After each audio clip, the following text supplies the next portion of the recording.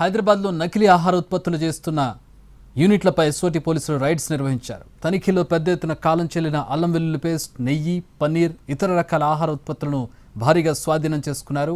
గ్రేటర్లో పెద్ద ఎత్తున నకిలీ ఉత్పత్తులు చలామణి చేస్తున్నట్టు గుర్తించిన పోలీసులు ఈ సోదాలు చేపట్టారు.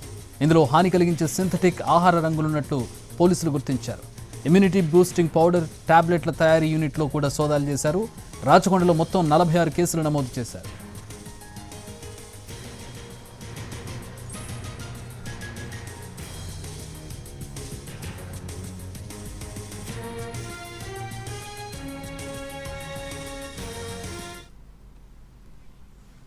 హైదరాబాద్లో నకిలీ ఆహార ఉత్పత్తులు ప్రొడక్షన్ చేస్తున్న యూనిట్లపై ఎస్ఓటీ పోలీసులు రైడ్స్ నిర్వహించి అరెస్టులు చేశారు.